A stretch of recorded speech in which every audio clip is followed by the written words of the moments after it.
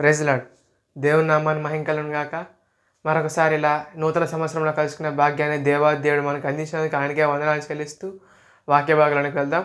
ఈ నూతన సంవత్సరంలో మనం చేయవలసిన ఒక కార్యాన్ని మనం ఈ దినం బైబిల్ నుంచి నేర్చుకుందాం. బైబిల్ గ్రంథం మనం చదివినట్లయితే కీర్తన గ్రంథం, ప్రతి ఒక్కరు కూడా బైబిల్ ఓపెన్ చేసి చదువుదాం. కీర్తన గ్రంథం 37వ అధ్యాయం, కీర్తన గ్రంథం 37వ అధ్యాయం 8వ వచనంలో భక్తుడు ఒక మాట చెప్తుంటాడు. అదేమిటంటే, కోపం మానుము, ఆగ్రహం విడిచిపెట్టుము, వ్యసన పడుకుము, అది కీడుకే కారణము. హల్లెలూయా. బైబిల్ గ్రంథంలో ఏముందంటే కోపం మానమని, అలాగే ఆగ్రహాన్ని విడిచిపెట్టమని మనకు బైబిల్ గ్రంథం సెలవిస్తుంది. మనం గతించిన 2024 సంవత్సరం అంతా కూడా అనేక మంది మీద కోపపడి ఉండవచ్చు. కానీ బైబిల్ గ్రంథంలో అదే ఎఫెసీయుల పత్రికలో ఒక వాక్యం ఉంటుంది. అదేమిటంటే, కోపపడుడి కానీ పాపము చేయకుడి అని ఒక మాట ఉంటుంది. తెల్లారితో కోపపడితే సాయంకాలానికంతా ఆ కోపం మానిపోవాలని బైబిల్ గ్రంథం మనకు సెలవిస్తోంది. ఈ కోపం వల్ల అనేకమైన అనర్థాలు ఉన్నాయి. ఈ కోపం వల్ల మనం ఏం చేస్తామంటే కొన్ని డెసిషన్స్ ఆలోచించకుండానే వెంటనే తీసుకుంటుంటాం. ఈ కోపంలో తీసుకున్న డెసిషన్స్ ఏవి కూడా నిలబడవు. వాటి వల్ల మనకు హాని మాత్రమే కలుగుతుంది. కింద ఏముంది చూసారా, మన బైబిల్ గ్రంథంలో 37వ అధ్యాయం 8వ వచనం చదివినట్లయితే, కోపం మానుము, ఆగ్రహం విడిచిపెట్టుము, అది కీడుకే కారణము. హల్లెలూయా. కోపం వల్ల మనకు వచ్చే ప్రయోజనం ఏమీ లేదండి. మనం ఎదుటి వాళ్ళ మీద కోపపడతాం, వాళ్ళు మనల్ని ఏమైనా చేసి ఉండొచ్చు. కానీ మనం ఓర్చుకోగలిగితే, కోపపడకుండా ఉండగలిగినట్లయితే అనేకమైన కార్యాలు మనం చూడగలం. ఒక తండ్రి ఒక కూతురు గురించి ఒక చిన్న కథను మనం ఈ దిన ముందు బైబిల్ గ్రంథం చరిత్ర నుంచి మనం తెలుసుకుందాం. అదేమిటంటే, ఒక తండ్రి ఒక కూతురు ఉండేవారు. ఈ తండ్రి కూతురు ఉన్న సమయంలో తండ్రికి చాలా ధనవంతుడు, ఆస్తిపరుడు. ఒక మంచి కారు కొనుక్కున్నాడు. చాలా సంవత్సరాల తర్వాత కోరుకొని 50 లక్షల్లో ఒక మంచి కారు కొనుక్కున్నాడు. ఆ కారు కొనుక్కొని దాన్ని తుడుచుకుంటూ శుభ్రం చేసుకుంటూ ఉన్నప్పుడు తన చిన్న కూతురు ఎంత ఉంటుందంటే, తన వయసు 2 నుంచి 3 లేదా 4 సంవత్సరాల లోపల ఉండవచ్చు.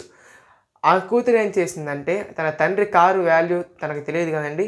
ఆయన తుడుస్తూ ఉన్నాడు. ఒక పక్క ఈ పాప ఏం చేసిందంటే, ఒక షార్ప్ వస్తువు రాయి లాంటివి తీసుకొని ఏదో గీతలు గీసాగింది. దాన్ని చూసిన వెంటనే తండ్రి కోపం రగులుకుంటూ వచ్చింది. ఎందుకంటే 50 లక్షల కారు, దానికి చిన్న పెయింట్ గోక్కున్నా వేలల్లో ఖర్చు పెట్టాల్సి ఉంటుంది. వెంటనే కర్ర తీసుకొని కోపంగా బలంగా చేతుల మీద కొట్టసాగాడు. ఎంత బలంగా కొట్టాడంటే, కొట్టిన దెబ్బకి చిన్న చేతులు కదండి, రక్తం కారినట్టుగా కొట్టాడండి. కొట్టిన వెంటనే చనే బాధపడి వెంటనే హాస్పిటల్ తీసుకువెళ్ళాడు. కానీ హాస్పిటల్ డాక్టర్లు ఏం చెప్పారంటే, మీ కూతురు చెయ్యి తిరిగి రాదు, వేళ్ళు కట్ చేయాల్సిందే, ఆపరేషన్ చేయాల్సిందే అని చెప్తారు. తను చాలా బాధపడతాడు. ధనవంతుడు కాబట్టి కొన్ని లక్షలు పెట్టి తను ఏం చేస్తాడంటే ఆపరేషన్ అయితే చేయించగలుగుతాడు, కానీ తన వేళ్ళు అయితే తిరిగి రప్పించలేకపోతాడు. తన చిన్న కూతురు ఆ బాధను భరిస్తూ ఒకనాడు తన తండ్రిని ఇలా అడుగుతుంది, నాన్న, నాకు ఈ చేతులు మళ్ళీ ఎప్పుడు పెరుగుతాయని.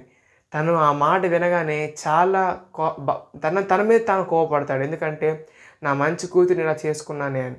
అసలు నా బండి మీద తను ఏం రాసింది అని చూసుకోవడానికి వెళ్ళి తను ఏడుస్తూ ఆ బండిని చూసినప్పుడు తన మీద ఏముంటుందంటే, ఐ లవ్ యూ నాన్న అని ఆ కూతురు రాసి పెట్టుంటుంది. దాన్ని చూసి బోరుని విలపిస్తానండి. ఎందుకంటే తనను ప్రేమిస్తున్న కూతురు నేను ఇలా చేసుకున్నానా అని. ఇది దేనివల్ల జరిగింది? కోపం వల్ల మాత్రమే. ఇటువంటి కోపం వల్ల మనం తీసుకునే డెసిషన్స్ ఏవి కూడా నిలబడవు. కాబట్టి కోపం మాని ఆగ్రహం విడిచిపెట్టి బైబిల్ గ్రంథం చెప్పినట్టు మనం నడుచుకోగలగాలి. అలాగే మనం ఎఫెసీయుల పత్రికలో ఉన్న వాక్యాన్ని కూడా మనం చదువుకున్నట్లయితే, అదే మనం బైబిల్ గ్రంథం చదువుకుందాం. ఎంత బాధాకరమైన విషయం ఈ సంబంధం వినున్నాం. ఎఫెసీయులకు రాసిన పత్రిక 4వ అధ్యాయం మొదటిగా మనం 26వ వచనం చదివినట్లయితే, కోపపడుడి కానీ పాపం చేయకుడి, సూర్యుడు అస్తమించే వరకు మీ కోపం నిలిచి ఉండకూడదు.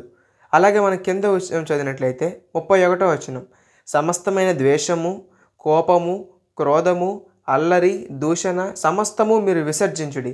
హల్లెలూయా. బైబిల్ గ్రంథం మనకి ఏం నేర్పిస్తుందంటే కోపాన్ని విసర్జించాలని.